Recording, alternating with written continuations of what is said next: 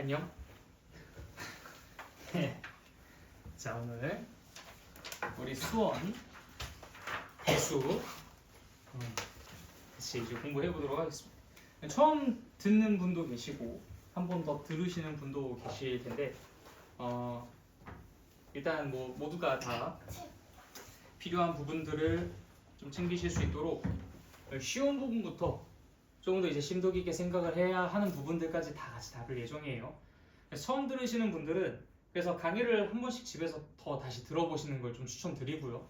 그 다음에 이번에 찍은 것뿐만 아니라 저번에 찍은 것까지도, 그러니까 저번에 찍은 것들은 조금 더 어쩌면은 컨셉 자체가 개념 이해에 집중을 하게끔 설명을 해드리기 때문에 더 자세하게 설명을 하는 부분이 있을 수도 있겠고요. 요건 이제 조금 더 이제 문제풀이라든지 테크닉적인 부분이라든지 그런 부분들을 좀 강조하는 그런 수업이 될 수도 있을 것 같아서 시간 관계상 어떨지는 모르겠지만 내가 넉넉하게 시수를 잡긴 했는데 어쨌든 이렇게 하다 보면은 또 전략적으로 그렇게 선택을 하게 될 수도 있으니까 아무튼 그런 부분들 좀 참고해 주시면 되겠습니다. 수원 같은 경우에는 아마 강의가 3개째가 올라가는 걸 거예요. 그래서 방학 동안 지금 수원을 특강을 좀 3번째 진행을 하고 있으니까 취사 선택해 주시면 되겠습니다. 자, 어쨌든 큰 차이는 없을 거예요. 근데 자, 우리가 이제 처음 공부하는 부분은 이제 지수입니다.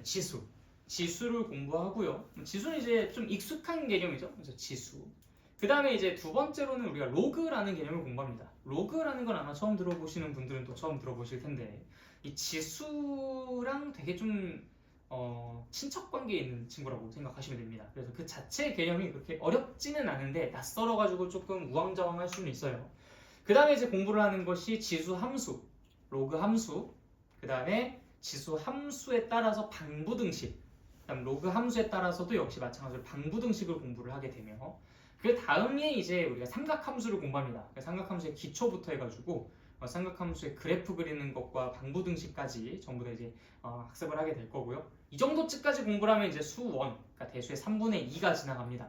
그럼 이제 그 다음에 이제 수열이라는 것을 공부를 하는데 이건 좀 호불호가 되게 많이 갈리더라고요. 어떤 사람한테는 너무 쉽고 재밌다라고 하는 경우가 있고 어떤 사람은 도대체가 이게 나는 앞에 있는 것보다 더 어렵다라고 하는 경우가 있는데 글쎄 저는 잘 모르겠어요. 나는 전자 쪽에 속하거든요. 난 수열이 되게 재밌어가지고 수원 파트의 오아시스 같은 느낌이라고 좀 늘 아이들한테 이야기하곤 했지만 아이들은 절대 그걸 공감을 하지 못하더라고요. 그래서 아무튼 그것도 이제 좀 이해가 잘 될 수 있게끔 설명을 잘 해드릴 테니까 그것도 나중에 한번 공부를 하실 때 너무 선입견, 부정적인 선입견 갖지 마시고 다시 한번 잘 공부해 보도록 하겠습니다. 자, 어쨌든 우리는 오늘 그래서 지수, 거듭제곱근부터 공부를 할 예정이에요. 자, 거듭제곱근 공부를 하기 이전에 내가 늘 3학년 1학기 때 공부를 했었던 제곱근에 대해서 이야기를 좀 먼저 하고 갑니다. 자, 제곱근. 우리가 제곱근을 공부할 때 두 가지 버전을 공부했었어요. A의 제곱근, 그 다음 제곱근 A.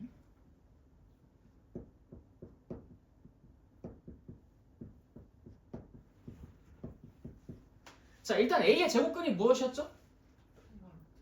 그렇게만 얘기하면 의미를 얘기하셔야 됩니다. 제곱근 A의 의미? 네, 제곱해서 A가 되는 수까지만 하고 끊어주셔야 돼요. 제곱해서 A가 되는 수, 그쵸? 그 다음에 제곱근 A는요? 제곱해서 A가 되는 수 중 하필 이게 또 전국으로 또 송출되겠네요.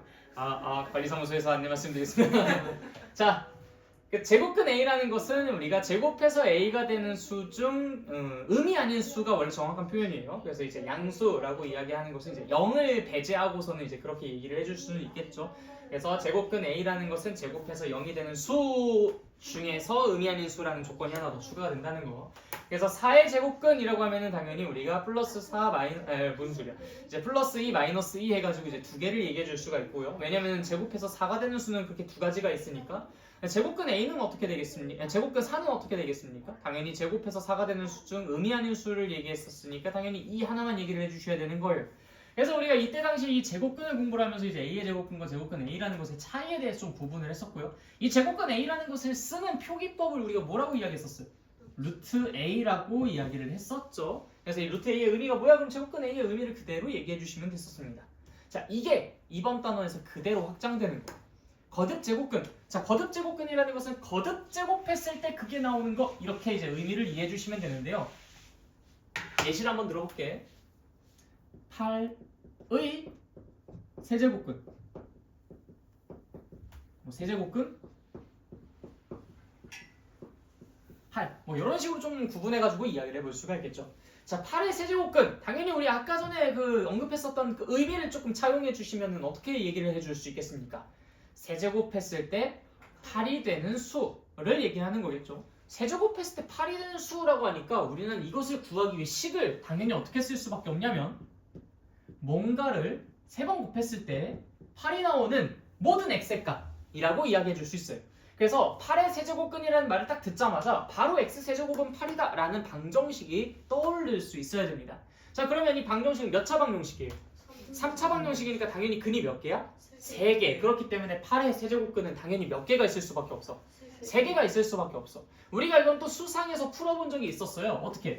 x세제곱은 8. 그럼 x세제곱 마이너스 8은 0. 그럼 이제 x 마이너스 2 바로 x제곱 플러스 2x 플러스 4라고 쓸 수 있으니까 당연히 여기서 이제 근 하나가 나오죠. 그쵸? 실근 하나, 2라는 것이 하나가 나오고요. 여기서는 이제 근의 공식을 이용해서 또 근이 2개가 나오는데 근의 공식을 써주시면 x는 어떻게 짝수근의 공식을 써주시면 되겠죠? 그러면은 일단 요거는 이제 분모는 사실상 없는 셈. 마이너스 1 플러스 마이너스 루트 b 프라임 제곱 마이너스 ac라고 하니까 마이너스 3이라고 써줄 수가 있겠다. 그렇죠? 자, 그래서 이제 얘는 조금 표현을 루트 3i라고 쓸 수 있으니까 이렇게. 그래서 1개, 2개, 3개 이렇게 해서 총 3가지다 라고 이야기를 해줄 수가 있겠습니다. 자, 그런데 이제 여기서 세제곱근 8은 무엇이냐? 얘는 의미가 살짝 달라요. 자, 세제곱근 8, 얘는 양수, 음수 뭐 이런 것들을 따지는 개념이 아니라 실수, 허수를 나눠서 생각합니다. 즉, 세제곱근 8은 세제곱해서 8이 나오는 것 중 실수. 이렇게 생각해 주시면 돼요. 그러니까 의미 아닌 수 이게 아니에요. 세제곱근 8이라는 것은 세제곱근 중에서, 그러니까 세제곱해서 8이 되는 수 중 실수. 이렇게 생각해 주시면 되겠습니다. 일단은 이렇게 알겠죠? 지금 하나밖에 없으니까 이제 바로 이 친구를 우리가 세제곱근 8이라고 이야기를 해줄 수 있겠죠. 이해됐습니까? 여기까지? 네. 그럼 16도 한번 해볼까요? 16. 16의 4제곱근. 자, 16의 4제곱근은 뭐야? 당연히 어떤 방정식을 떠올려야 돼? x 4제곱은 16이라는 방정식을 떠올려야 돼.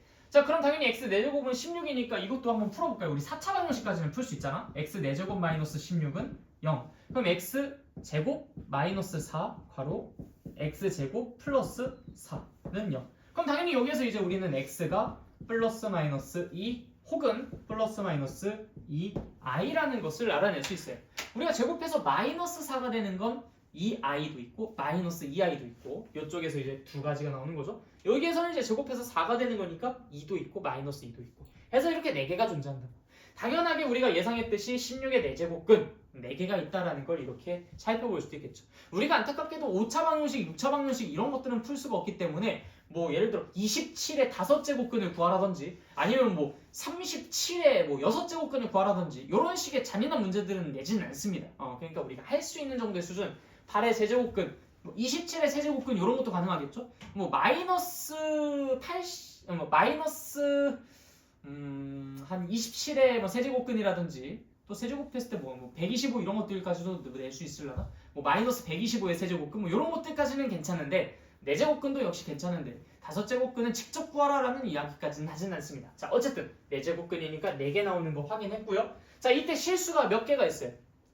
2개가 있죠. 자, 그러니까 우리는 당연히 4제곱근 16이 될 수 있는 것은 얼마 2인 것 같아요. 자, 근데 여기에서는 이렇게 2개가 나왔을 땐 그 중에 하나만 누구만? 양수. 네, 이 하나만 4제곱근 16이라고 이야기를 합니다. 그럼 마이너스 1은 뭐라고 표현해? 뭐 마이너스 4제곱근 16 이렇게 표현하면 되겠죠. 그래서 이게 두 가지로 좀 나뉘어져요. 세제곱근 8처럼 이렇게 실수가 하나만 있는 경우에는 그냥 그 친구. 세제곱근 마이너스 8이었다면 마이너스 2였겠죠. 그쵸? 그리고 16의 4제곱근, 그 당연히 4개가 있겠지만 4제곱근 16 하면 그 중에 실수 2개 중 양수 2 하나만을 우리가 4제곱근 16이라고 이야기한다 라고 알아주시면 되겠습니다. 자, 그리고 이제 얘네들은 표현을 우리가 어떻게 하기로 약속했냐면요. 세제곱근 8이라는 것은 루트 표현을 빌려요. 똑같이 이렇게 쓰는데 내가 그냥 루트 8이라고 쓰면 제곱근 8을 뜻하는 거잖아. 근데 세제곱근 8을 뜻하기 위해서 여기 왼쪽 상단에다 아주 조그맣게 첨자로 3이라고 씁니다. 그래서 세제곱근 8이라고 나타낸다라고 알아두시면 되겠고요. 내제곱근 16도 마찬가지예요. 역시 루트 표현을 빌립니다. 4번 곱해서 16이 되는 것이라는 표현으로 여기 위에다가 살짝 4라고 써줘요. 근데 이 4를 조금 크게 써버리면 4루트 16이 되어버리니까 이런 거는 이제 좀 크기 조절해 주실 것을 좀 당부드립니다. 그래서 지금 좀 표기법이랑 여러 가지 것들을 좀 안내를 드렸는데 어때? 뭐 다 이해되시나요? 네. 자, 다시 한번 정리해 보자면은 8의 세제곱은 세제곱해서 8이 되는 것들을 뜻하는 거니까 x 세제곱은 8이라는 식을 써서 그 방정식을 풀어주시면 그 모두를 다 구할 수 있습니다. 그 중에서 실수만 우리가 뭐라고 부른다? 세제곱근 8이라고 부른다. 자, 그 다음에 16의 4제곱근도 마찬가지야. 이 방정식을 쓸 수가 있고요. 당연히 예상했다시피 4개가 나올 거예요. 4개를 다 구할 수 있고요. 5제곱근, 6제곱근은 구하지 못하지만 4제곱근까지는 우리가 충분히 구할 수 있어요. 숫자까지도 협조적이라면요. 자, 그때 이제 4제곱근 16은 이들 중에서 실수만을 뜻하는데 그 실수 중 지금 2개가 있으니까 그 중에 양수만을 우리가 이렇게 표현을 한다. 그래서 지금 세제곱근 8은 2라고 쓸 수가 있겠고요. 4제곱근 16도 역시 2라고 표현을 해줄 수가 있겠죠. 여기서 CF 참고 만약에 마이너스 1을 뜻하고 싶으면 마이너스 4제곱근 16이라고 써주시면 되겠습니다. 그럼 이제 저 친구를 표기할 수 있게 되는 것이에요. 무슨 말인지 알겠죠? 네. 혹시 이해 안 간다? 뭐 질문이 있다? 있나요? 없습니까? 괜찮습니까? 네.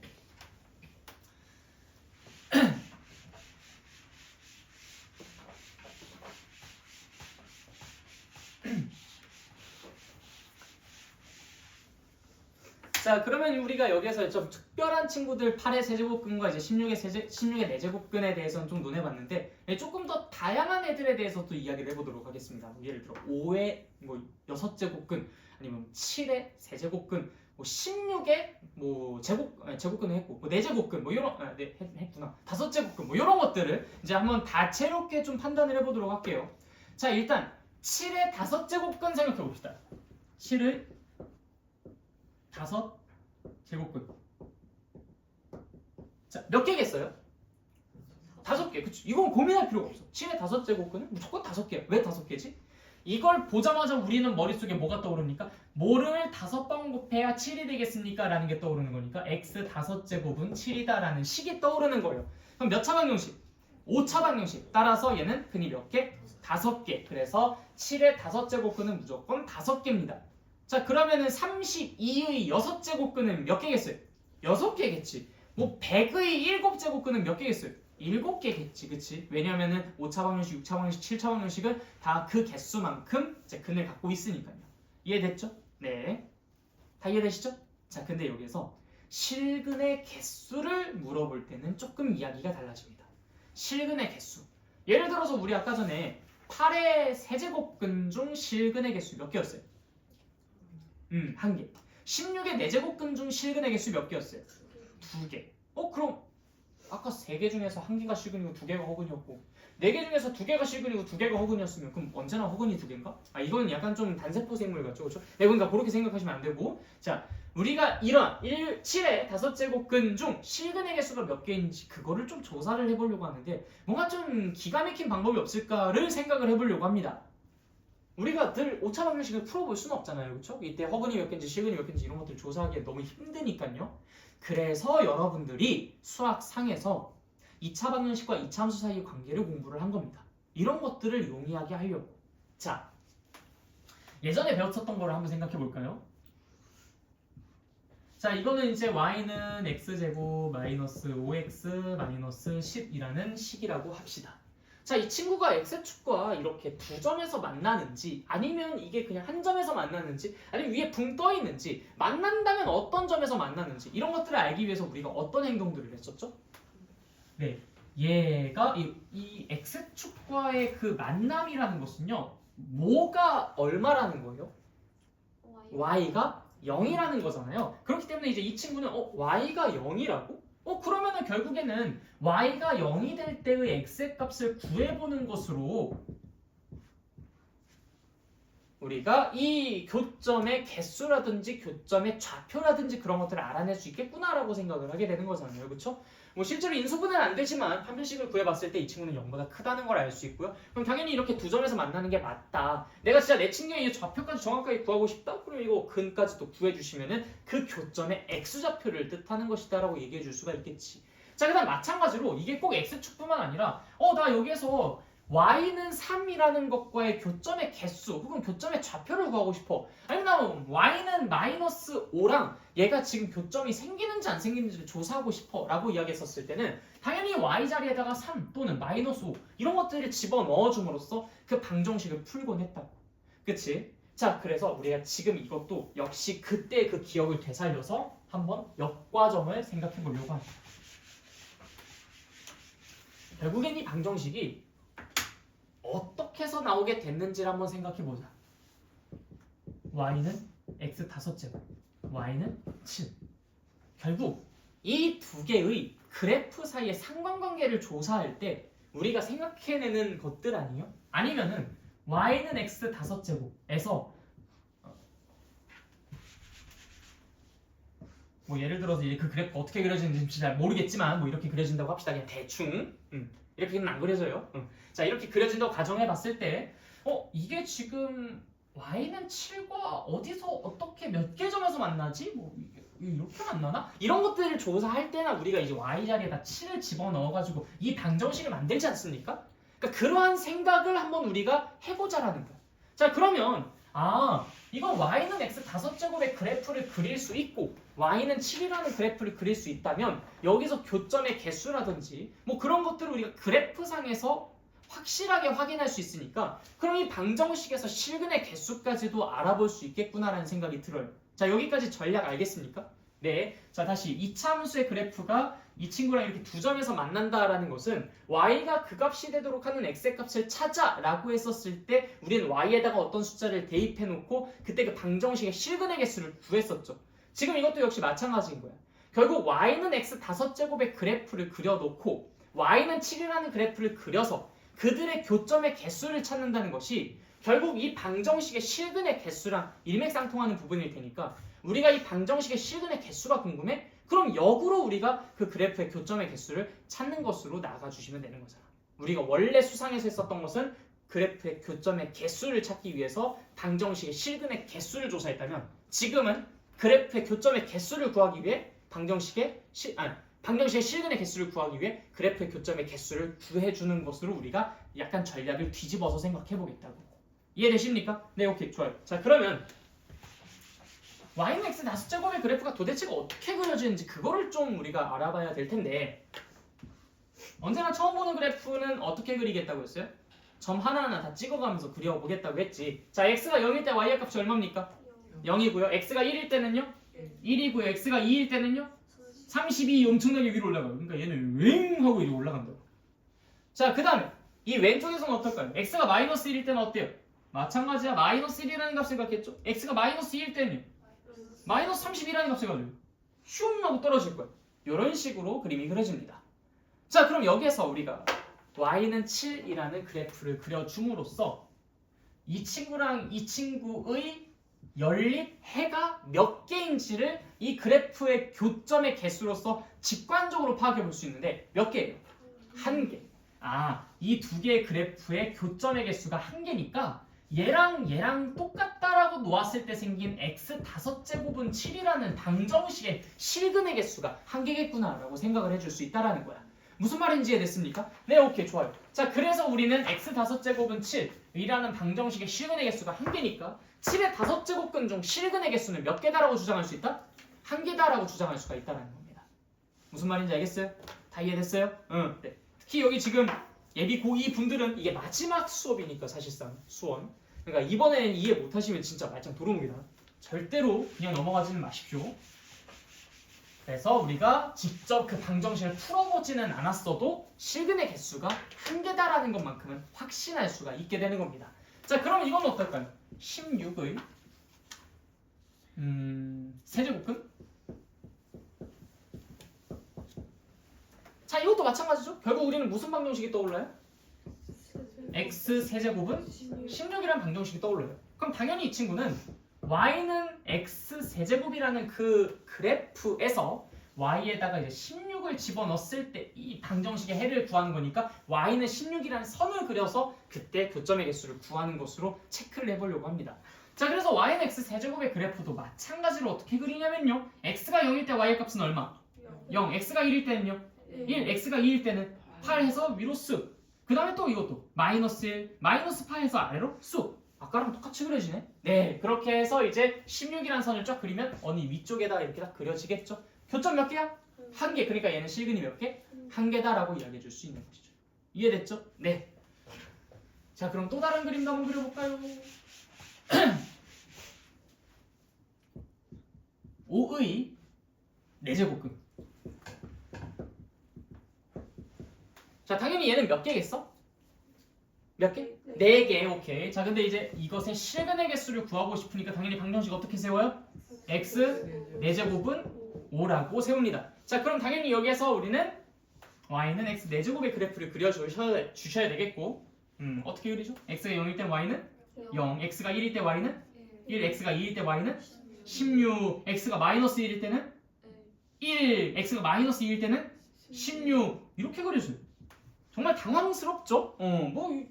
이 차함수랑 똑같이 생겼는데? 맞아요. 똑같이 생겼어요. y는 x제곱과 y는 x 4제곱과 y는 x 6제곱, y는 x 8제곱 전부 다 그려보시면 다 똑같은 형태입니다.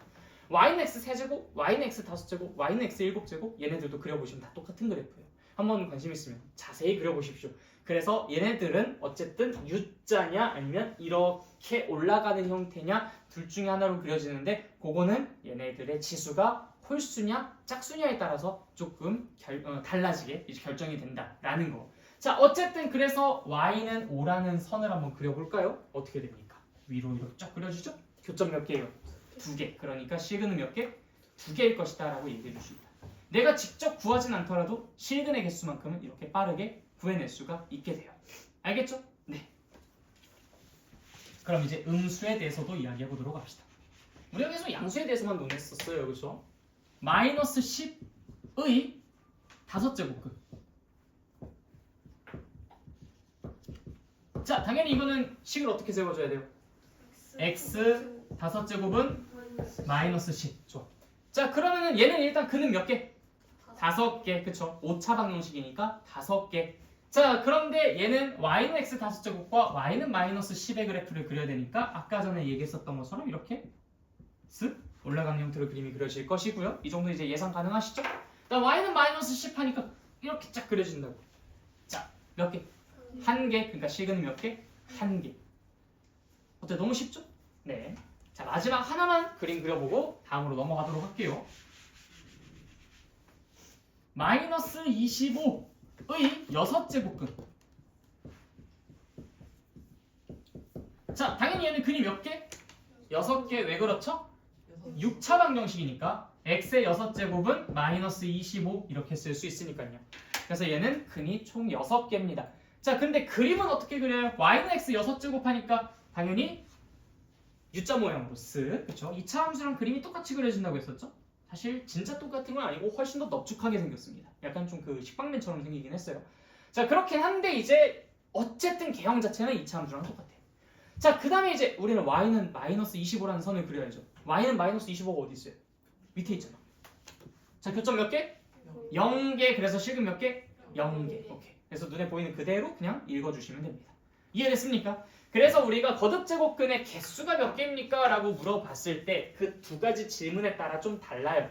그래서 5의 4제곱근이 몇 개입니까? 라고 물어보는 것과 그 다음에 5의 4제곱근 중 실수인 것은 몇 개입니까? 라고 물어보는 것과 완전히 이 질문이 다르니까 그 부분 좀 참고를 해주시면 좋겠습니다. 알겠죠? 네. 자, 그리고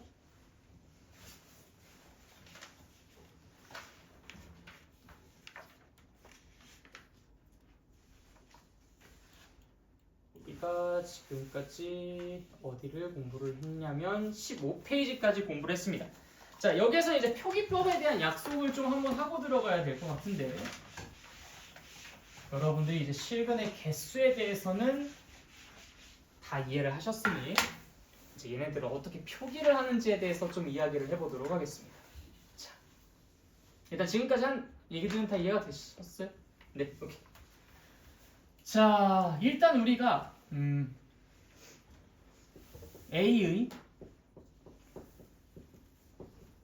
n제곱근이라고 했었을 때 이 A라는 녀석이 결국엔 x의 n제곱은 A다라고 하는 셈이니까 요 i에 따라서 값에 따라서 내가 가로선을 어떻게 그리는지가 달라질 것이고요. 요 n의 홀수냐 짝수냐라는 그 분류에 따라서 얘가 요런 느낌으로 그래프가 그려질 것이냐 U자 형태로 그림이 그려질 것이냐로 나뉜다라고 생각할 수가 있어요. 자, 그러면 만약에 이 n이 홀수라고 하고 이 a가 양수라고 해보도록 합시다. 자, n이 홀수, 그 다음에 a가 양수. 자, 이 케이스에서는 그림이 어떻게 그려지나요? 당연히 이렇게 그려지는 상태에서 x, y 식도 그려봅시다. 그 다음에 선은 위에다가 쓱 그리는 거니까 교점 몇 개? 한 개가 생기겠죠. 자, 우리는 여기서 실근이 한 개만 있기 때문에 당연히 그 친구를 n제곱근 a라고 이렇게 간단히 표기를 해도 무방합니다. 우리 아까 전에 얘기했었잖아요. a의 n제곱근 중 실근을 우리가 n제곱근 a라고 이야기를 할 거다. 근데 만약에 그때 실근이 두 개가 나온다면 양수, 음수로 이렇게 두 개가 나올 텐데 그 중에선 양수에게 우리가 이 표기를 부여할 것이다 라고 이야기를 했었죠. 그렇죠? 이해되셨습니까? 네, 좋아요. 자, 그 다음에 n이 홀수인데 a가 음수인 경우가 있을 수 있어요. n이 홀수인데 a가 음수인 경우. 자, 요거는 어떨까요? n이 홀수인데 a가 음수야. 역시 그림은 똑같이 그려줘요. x축과 y축이 요렇게. a가 음수니까 당연히 어디에 그림 그려져? 밑에 그림 그려지겠죠? 요렇게. 이때도 실근 몇 개 나왔어요? 한 개 나왔죠. 그러니까 당연히 우리는 무리 없이 이 친구를 그대로 n제곱근 a라고 쓸 수가 있습니다.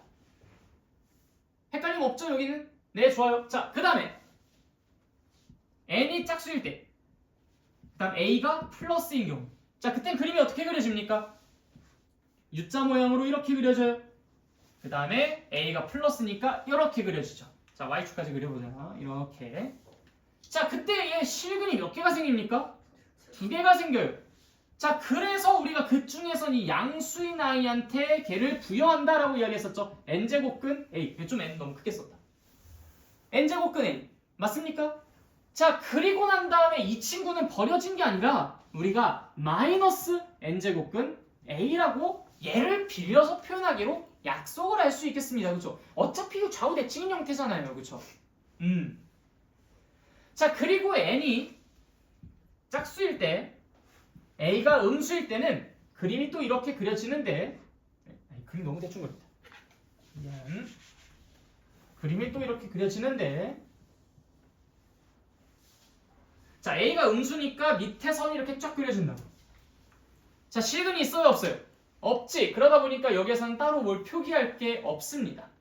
그렇기 때문에 우리가 지금 이렇게 총 4가지 상황으로 생각을 해볼 수가 있고요. 물론 지금 여기에서 a가 0이 된 상황은 그냥 여기서 선이 이렇게 쫙 그려지기 때문에 여기 이제 0이라는 근 하나만 존재한다라고 이야기를 해줄 수가 있고요.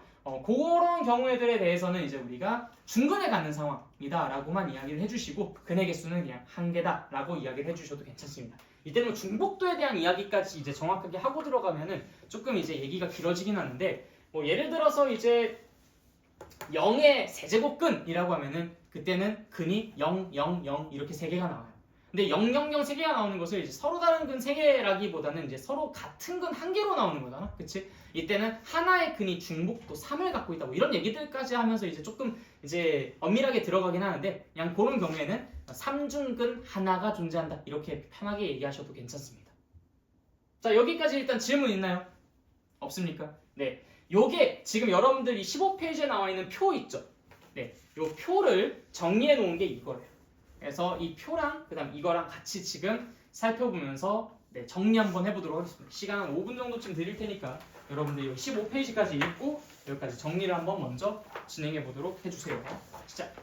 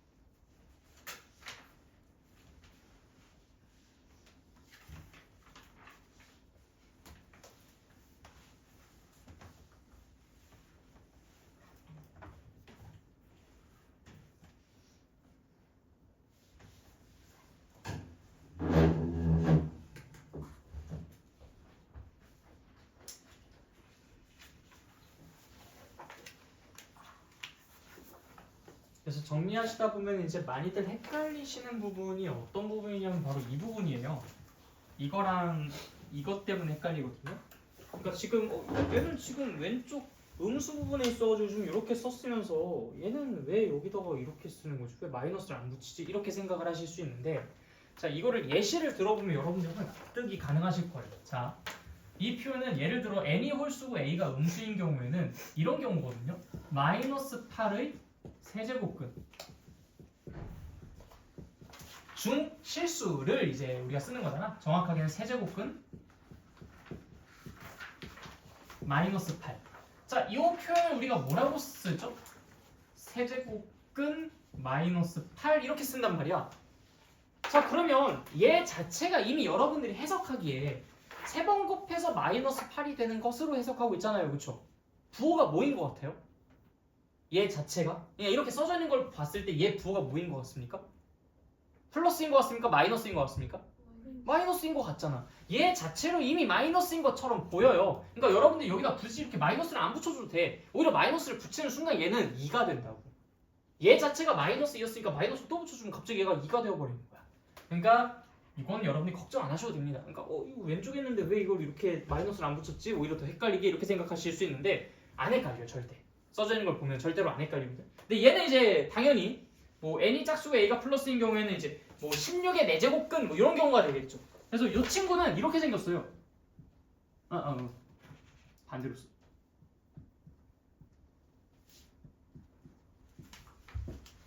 이건 당연히 마이너스를 붙여야 될 것처럼 생겼잖아. 그치? 네. 그러니까 이런 차이라고 보시면 되겠습니다. 그러니까 위치에 따라서 결정되는 것이 아니라 실근이 하나만 존재한다면 그럼 그냥 제로 그냥 편하게 쓰시는 거고요. 실근이 두 개가 존재하니까 어쩔 수 없이 그 중에 양수는 우리가 그렇게 평상시대로 표기를 하나 음수인 경우에는 이제 다르게 표기를 할 수밖에 없었다라는 얘기인 것입니다.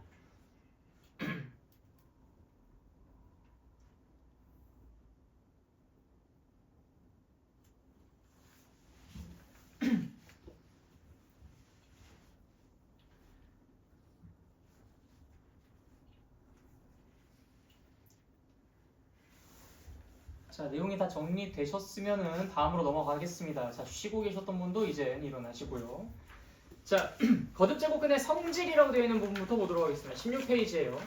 자, 여기서 이제 성질이 1번, 2번하고 뒷 페이지까지 해서 3, 4, 5, 6번까지 존재하는데 자, 여기 나와 있는 이 프루프라고 되어 있는 증명 부분은요. 여러분들이 다 읽어보면 쉽게 이해를 하실 수 있어요. 그래서 이 부분을 그대로 내가 그냥 따라 얘기해 주는 것이 아니라 나는 좀 다른 방식으로 이거를 직관적으로 이해할 수 있게끔 설명을 해드릴 테니까 그걸 필요로 하신다면 좀 옆에다가 적어두시면 좋을 것 같습니다. 너무 같은 얘기만 하면은 좀 그러잖아, 그치? 너네가 스스로 읽고 이해할 수 있는 부분은 그냥 맡기고 여기에 나와 있지 않는 방법으로 좀 이야기를 해보도록 하겠습니다. 자, 일단 첫 번째 n제곱근 a의 n제곱이 a다 라고 되어 있어요. n제곱근 a가 의미가 뭐였죠? 제곱해서 n제곱해서 a가 되는 것 중 실수라는 표현이죠. 그럼 제곱해서 n제곱이 아니 무슨 소리야? n제곱을 해서 a가 되는 것을 n제곱한다고 하는데 그럼 당연히 뭐가 되겠어? a가 되겠죠. n제곱하면 a가 되는 것이 있어. 근데 걔를 n제곱할 거야. 뭐 장난하는 것도 아니고 그렇죠? 그러니까 1번은 콧방귀 끼면서 당연히 a다 라고 얘기해 주시면 돼요. 이거는 그냥 정의야, 정의. 그렇죠? 자, 두 번째 n제곱근 a 곱하기 n제곱근 b. 자, 얘가 결국엔 n제곱근 ab가 된대요. n번 곱하면 a가 되는 녀석과 n번 곱하면 b가 되는 녀석이 있어요. 근데 얘네 두 개를 곱했더니 n번 곱하면 ab가 되는 녀석이 있대. 야, 생각해봐. 그러면 요 세트를 n번 곱해보자. 요거를 n번 곱해볼게. 그럼 얘도 n개가 생기고 얘도 n개가 생길 거 아니야. 그럼 얘가 뭐가 돼? a가 되죠. 얘는 뭐가 돼? b가 되죠. 야, 그럼 요 좌변을 n번 곱했더니 ab가 되었대. 좌변을 n번 곱했더니 ab가 되었대. 그럼 얘는 얘 아니야? 그쵸? 네. 좌변을 n번 곱했더니 ab가 되었다. 얘는 그냥 n번 곱하면 ab가 되는 녀석. 그게 얘인 거잖아. 그쵸? 그래서 2번은 이런 느낌으로 이해를 해주시면 됩니다. 그러니까 직관적으로 이해하면 훨씬 쉬워요. 이게 막 너무 프로프는 형식적으로 나와서 너무 딱딱하니까 이렇게만 공부해 두시면 조금 여러분들이 힘들어집니다. 3번은 2번이랑 똑같으니까 패스할게요. 3번은 2번이랑 완전 똑같은 느낌이죠. 자, 그 다음에 4번. 눈이 침침해가지고 좀 크게 확장해가지고. 자, 4번은 요거를 n번 곱하면 요거다. 이렇게 나와요. n번 곱하면은 a가 되는 녀석을 n번 곱하겠대요. 자, n번 곱하면 a가 되는 녀석을 n번 곱하겠대. 이게 이 친구를 동그라미 하나라고 볼게요. 이 동그라미 하나는 n번 곱하면 a가 되는 녀석이에요. 근데 n번 곱한 게 아니라 n개를 곱했어. 그게 지금 이 좌변의 상황이야. 맞죠? 지금 동그라미는 얘가 지금 동그라미야. 동그라미는 n번을 곱하면 a가 되는데 n번도 아니고 n번을 곱한 게 좌변이야. 그게 지금 이런 상태인 거예요. 그림으로 굳이 표현하자면. 그래서 여러분 자, 그래서 지금 이렇게 지금 n개를 곱한 상황인데, 자, 요거를 내가 n 세트를 곱해버릴게요. 아까 2번 했었던 것과 비슷한 느낌이야. 얘를 n 세트를 곱해본다. 자, 그러면 요렇게 해가지고 n 개를 곱해보는 거야. 그러면 요렇게 여기 n개, 또 얘도 이렇게 n개 해서 이 커다란 덩어리를 하나 만들어 볼게요. 자, 그럼 얘는요 얼마야? 이게 얼마야? n개를 곱한 거니까 a지, 그치? a가 지금 몇 줄 있어? m줄이 있으니까 얘는 지금 전체 한 덩어리가 결국 뭐라는 얘기야? a의 m제곱이라는 거야. 즉 다시 말해서 이 좌변은요 결국 n번 곱하면 a의 m제곱이 되는 i라는 거야. 그게 이 얘기 아니야? n번 곱하면 a의 m제곱이 된다고. 그쵸? 그러니까 지금 요 친구는 내가 요 친구는 요거야. 요 한 줄. 근데 요 한 줄을 n번 곱하면 a의 m제곱이 되는 애. 이거 보여준 거야. 그래서 요 한 줄을 n번 곱했더니 이 자체가 a의 m제곱이 되었다. n번 곱하면 a의 m제곱이 되는 놈. 그렇게 우리가 이 좌변을 이해를 한 거야. 그 우변을 봤어. n번 곱하면 a의 m제곱이 되는 놈. 이거 똑같은 거네. 얘를 버리는 거지, 그치? 다 이해됐어요? 직관적으로 이렇게 생각을 해주셔야 돼요. 그래서 여러분들이 여기서 이걸 이렇게 생각하는 거예요. 아, 얘가 바깥에 있는 거는 안으로 이렇게 쏙 들어가도 괜찮다는 얘기겠구나. 뭐 이런 식으로 조금 이제 나름대로 소화해 주시면 됩니다. 늘 우리가 볼 때마다 이런 식으로 이제 막 증명을 해낼 수는 없으니까요. 그렇죠? 계산을 할 때 사용을 해줘야 되는 부분이니까. 자, 그 다음에 5번째.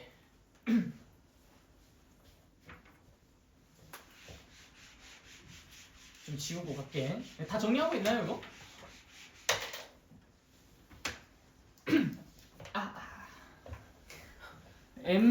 m제곱근 n제곱근 a. 자, 이 친구는 mn제곱근 a라고 할 수가 있다. 사실 이것만 하면은 저 오른쪽에 있는 거는 뭐 그냥 뭐 그대로 진행할 수 있는 거죠, 그렇죠? 뭐 그거는 딱히 어렵지 않으니까 이것만 이제 우리가 조금 집중을 해보도록 합시다. 뭐란 얘기예요, 이게? 일단 이 친구까지만 보세요. 이 친구. 요거까지만. 전체 말고요. 요거까지만. n번 곱하면 a가 되는 녀석인 거지, 그치? n번 곱하면 a가 되는 거. 요 전체는 뭐예요? n번 곱하면 n번 곱해야 a가 되는 거. 아, 막 헷갈려 죽겠어. 자, 다시. 우리가 이 전체 커다란 녀석을 동그라미라고 한번 해볼게요. 이 동그라미를 n개를 곱하면 뭐가 되냐면 고작 n제곱근 a가 된대요. 맞아요? 이건 이 동그라미야. 근데 이거를 n번 곱하면 고작 n제곱근 a가 된대요. 일단 여기까지 이해되십니까? 네. 그러면 요 한 줄이 이거인 거니까 얘를 또 n개를 곱해버리면 그럼 요 친구가 n개가 곱해지는 거니까 결국 이 커다란 덩어리는 뭐가 돼요? a가 되겠죠. 자 다시 요 한 줄은 기껏 이 쪼무레기를 요 쪼무레기를 n번 곱했더니 n제곱근 a가 된대. 아이씨 이거 n개를 곱해봤더니 아직도 얘야? 해서 이제 얘를 또 n세트를 곱해봤어. n세트, n줄을 또 곱해봤어. 그럼 드디어 비로소 이 전체가 모여서 뭐가 되는 거야? a가 되는 거지. 그럼 결국엔 생각해보면 요 코딱지만한 요 하나는 n개가 곱해져야만 a가 된다는 얘기 아니야? 그게 바로 조형이잖아. 이해됐죠? 네. 그러니까 나머지 이제 형식적인 증명 요 밑에 있는 거 보시면 돼요. 다 이해하실 거야. 근데 이제 요걸 좀 직관적으로 이해하시면 빠릿빠릿하게 이게 또 전환이 된다고. 알겠죠? 네. 그래서 이 자체를 우리가 또 어떻게 해석할 수 있냐면 mn을 곱한 것 제곱근 a라고 볼 수 있겠구나. 한 번에 왜 처리해도 괜찮겠구나 하면서 이제 예시를 생각해 보는 거야. 세제곱근, 네제곱근, 5 하면은 얘는 5의 12제곱근이라고 쓸 수 있는 거겠구나. 뭐 이런 식으로 말이지. 이해됐어요? 자, 일단 6번.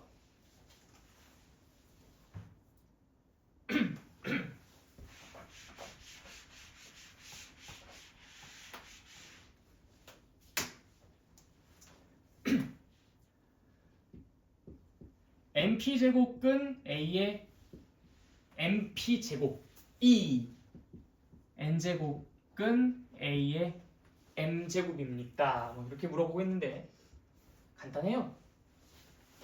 np번 곱하면 a의 mp제곱이 된대요.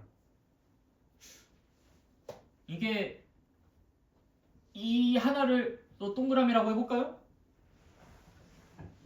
n개를 곱하는 것도 모자라서 p개를 곱해야지만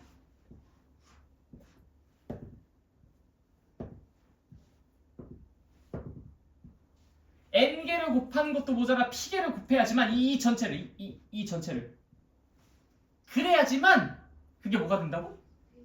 a의 np제곱이 된다고. np번 곱하면 얘가 된다고.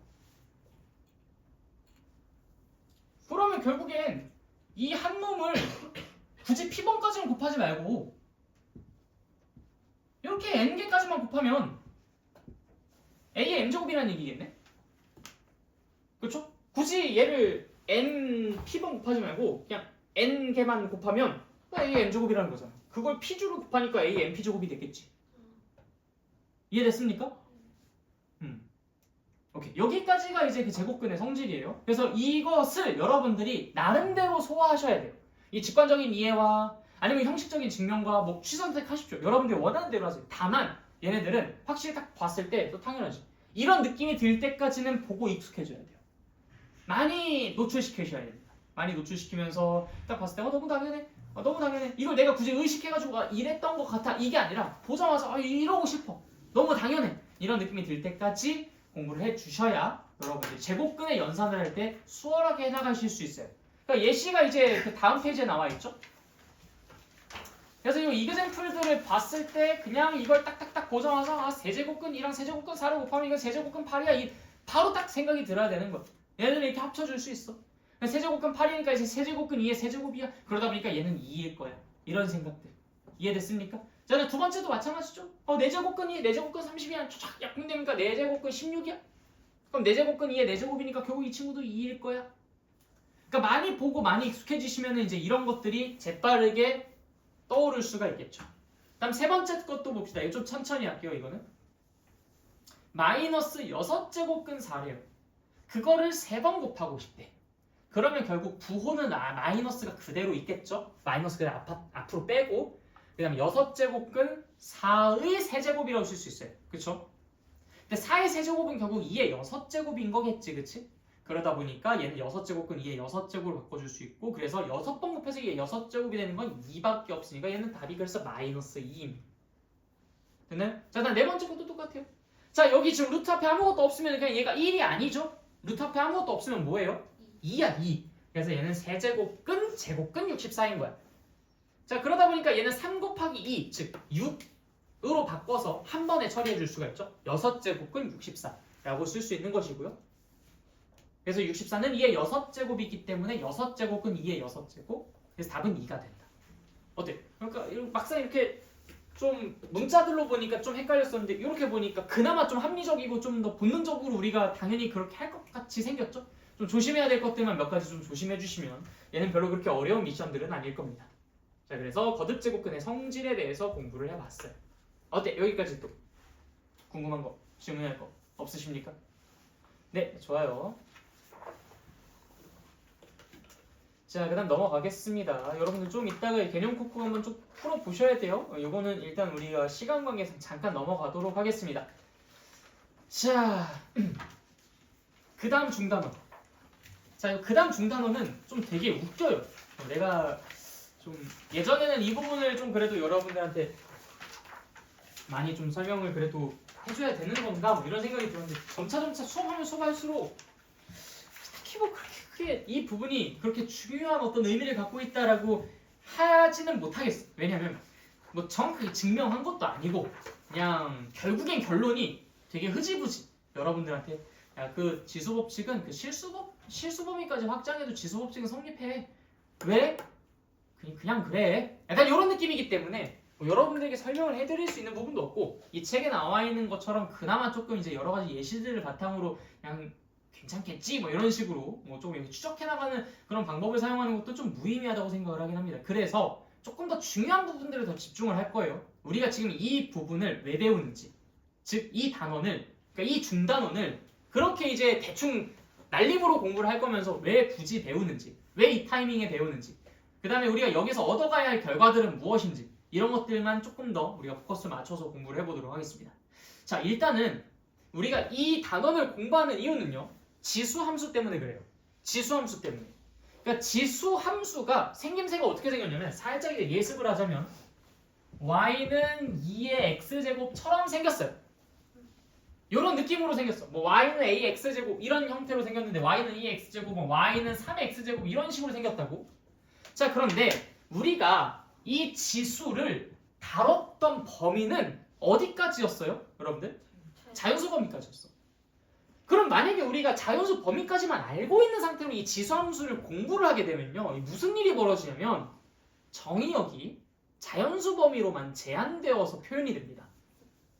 그러니까 우리 수하를 공부해보신 분들은 다 공부하셨죠? 다 공부하셨... 자, 그러면 수하를 공부를 하셨을 때 정의역이라는 것은 그 함수를 정의한 구간을 뜻하는 건데 이 함수를 정의한 구간이 오직 자연수로만 제한되어 있다면 이 지수함수 그래프를 그릴 때 진짜 이거는 1일 때 2, 2일 때 4, 3일 때 8 점만 찍고 끝나. 뭐야 그럼 이게 뭐 다루는 의미가 없잖아. 그렇기 때문에 지수함수를 이 x, 이 지수를 실수 전체 범위로 확장시켜서 이야기하고 싶어서 이 지수를 억지로 확장을 시켜버리는 겁니다. 지금 우리의 입장에서는 자연수 범위까지만 지수를 다루고 있었는데 이거를 실수 범위까지 다뤄도 우리가 지금까지 알고 있었던 그 지수의 세계가 그렇게 크게 달라지지 않는다라는 것을 알려드리며 이 지수함수의 이 지수, 즉 정의역 부분을, 함수를 정의내리는 부분을 실수 전체 범위로 확장시켜서 그래프를 그래프답게 그릴 수 있게끔 만들기 위한 사전 작업이라고 보시면 돼요. 그래서 이 단원 자체는 이 단원에서는 뭔가 핵심적인 내용이 있거나 그러지는 않아. 이 단원에서 뭔가 여러분들에게 엄청나게 중차대한 무언가를 알려주고 싶지는 않아. 그냥 더 뭔가 큰 그림을 그리기 위해서 배우는 어떤 하나의 밑작업이라고 생각하시면 됩니다. 알겠죠? 자, 그래서 우리가 지금 현재 알고 있는 지수의 범위랑 그 다음에 그 밑의 범위에 대해서 이야기를 좀 해보도록 할게. 우리가 마이너스 2의 세제곱 요거 얘기할 수 있어요? 마이너스 2의 세제곱 이거 가능합니까? 가능하죠. 마이너스 8이잖아요. 그렇죠? 자, 마이너스 1.2의 4제곱. 이거 가능합니까? 가능하죠. 뭐 루트 3의 제곱. 이거 가능합니까? 가능해요. 자, 우리가 지금 여기에서 이 지수가 자연수 범위로만 제한되어 있다면 내가 밑에 쓸 숫자가 뭐가 되든지 간에 딱히 걸리는 부분이 없습니다. 그렇죠? 그래서 자연수 지수에서는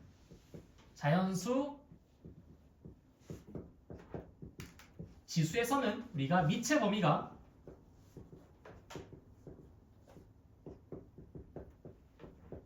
실수 전체라고 이야기를 해줄 수가 있어요.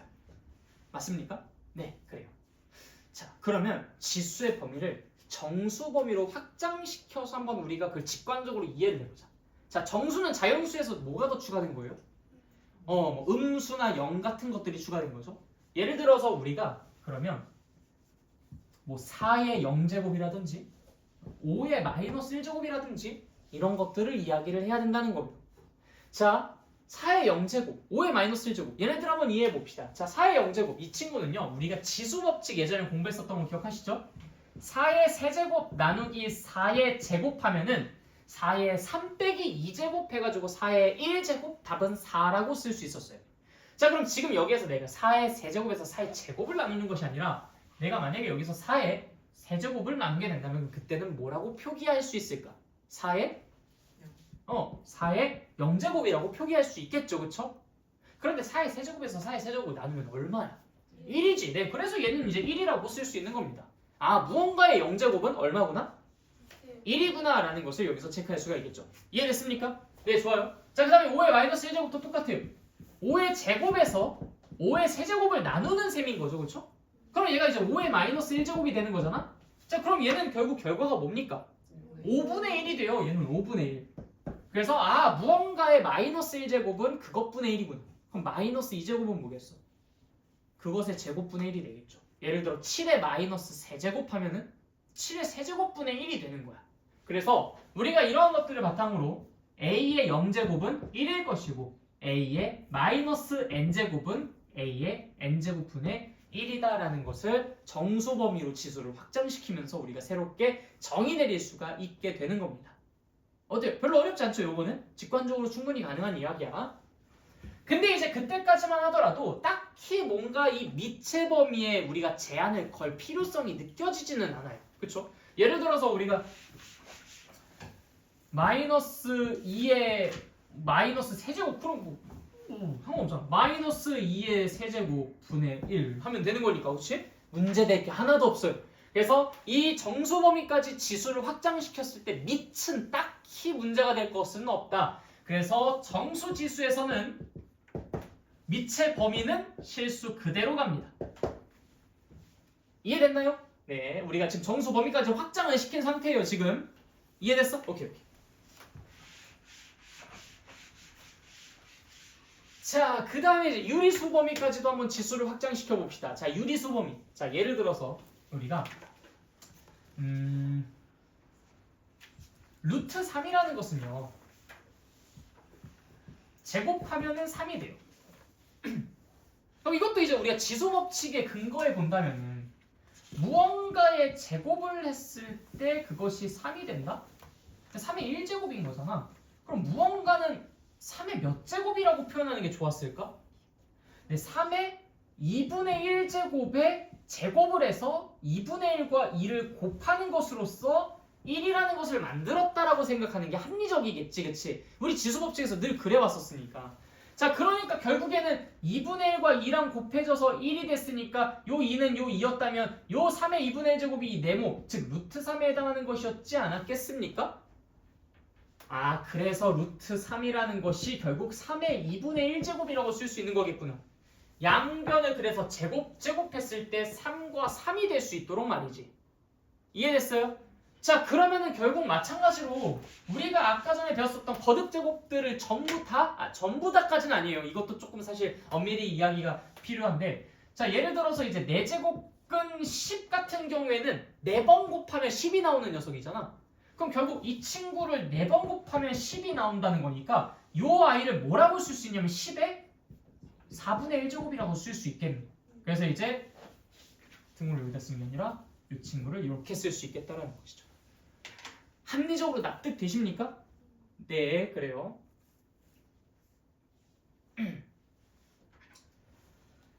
그래서 우리가 이런 거듭 제곱들의 표현들은 전부 다 이제 이런 지수의 표현으로 바꿔줄 수가 있어요. 웬만한 것들은요. 웬만하지 않은 것들이 있어서 우리가 이런 것들을 100% 전부 다 만들어줄 수는 없기는 합니다. 그 친구들은 바로 어떤 녀석들이냐? 자, 여러분들 이런 것들은 가능합니까? 마이너스 2의 4분의 1제곱.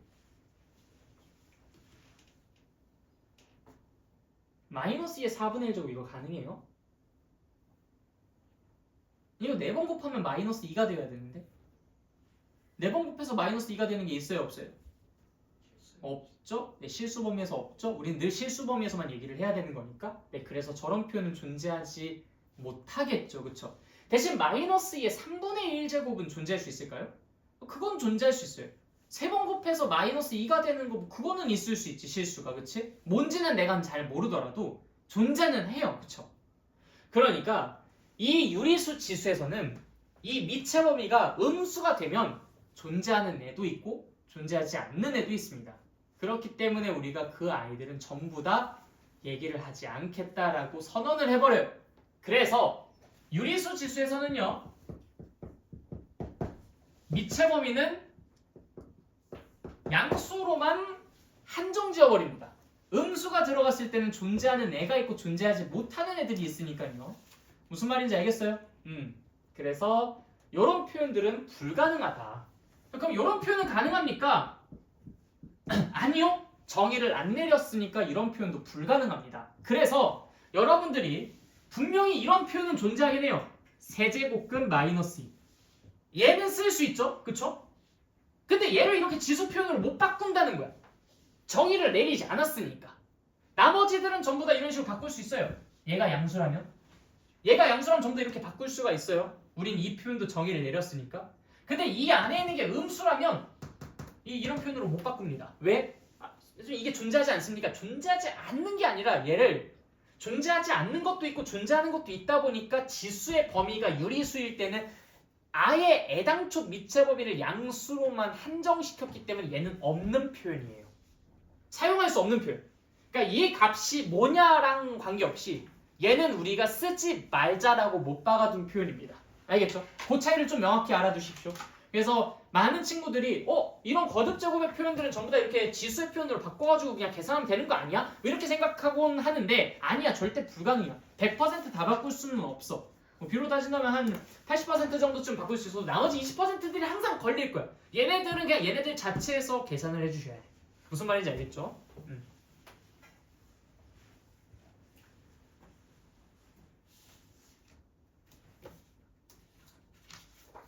사실 이 친구를 약간 좀 요령이긴 해.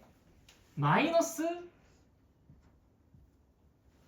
세제곱근 2랑 결국엔 값은 똑같거든요. 그렇지 않겠어요? 결국 값은 똑같아요. 얘랑 결국 값은 똑같아. 그림으로 한번 그려볼까? 이 친구잖아. 지금 y는 x 세제곱이 마이너스 1 그려보면 요거거든. 1을 그려보면 요거야. 그러니까 얘네 둘이 서로 부호만 반대야. 그러니까 요걸 보고서 얘는 그냥 이거네 라고 생각해서 마이너스 2의 3분의 1제곱이라고 쓸 수는 있어요. 그러니까 이거는 그냥 단순히 결과만 가지고 서로 그냥 같은 결과를 갖고 있으니까 약간 야매죠, 야매. 요렇게 이제 변형시킬 수 있는데 얘가 이거다, 요거는 조금 곤란합니다.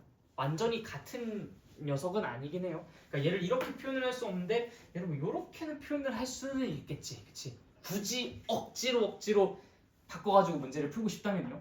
저렇게는 하실 수는 있다. 그런데 원칙상 그렇게 하는 건 불가능하긴 하다. 불가능이라기보다는 아무튼 좀 트집 잡힐 수 있다는 거죠, 그렇죠? 이게 이거랑 같아! 잃어버리면 이제 우리는 사실 할 말이 없어. 값은 같은데 하면서 이제 뭔가 좀 그쵸. 불상사가 발생할 수 있으니까 조심하셔라 뭐 이런 얘기입니다. 여러분이 혼자 객관식 문제 풀 땐 상관은 없어요. 서술형 문제 풀 땐 조금 트집 잡힐 우려가 있으니까 조심하셔라 이런 거죠. 아니 일일이 이런 것들 쓰시던가. 그냥 그냥 서로 보호만 반대인 관계니까 어쩌저쩌 하면서 이제 쓰시면 뭐 그 양반도 할 말은 없겠지, 그치? 자, 그 다음에 이제 실수 범위로 확장하는 것은 사실 딱히 내가 여러분들에게 뭐라고 이렇게 뭐 이렇게 예시를 들면서 설명하고 저식 할 게 없어요. 그냥 이거는 실수 범위로 확장시켰을 때도 이건 양수로 제한시켜두면 문제는 발생하지 않는다라고만 이제 얼렁뚱땅 넘깁니다. 이 이상 자세하게 설명을 드릴 수는 없어요.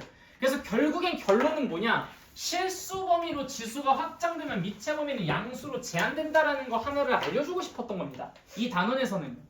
그 이유는 무엇이다? 왜 우리가 굳이 이 미체 범위를 양수로 제한시켜서까지 이 자연수 지수를 실수 범위로까지 확장을 시켰다? 뭐 때문이었다? 지수 함수의 그래프를 좀 더 이제 완벽한 상태로 그리기 위해서다. 지수 함수를 좀 더 온전한 상태로 이해하고 다루기 위해서다라는 거. 그게 일단은 네, 이 지수의 마지막이었습니다. 자, 일단 여기까지 내용 질문할 거 있으십니까? 없으신가요? 네. 오케이. 자, 그러면은 일단 여러분들 저기 앞에서부터 우리 아까 어디까지 읽었었죠? 15페이지까지 읽었지? 그치? 네. 16페이지부터 여기 뒤를 쭉 읽어보시면서 개념 콕콕 다 풀어주시고요. 그 다음에 이그젠플 중간중간에 있는 것들 다 풀어보시는데 처음 수업하셨던 분들은 이제 거기까지만 푸시면 돼요. 근데 지금 두 번째 수업 들으시는 분들, 특히 고2 분들은 당연히 예제 다 풀어주셔야 합니다.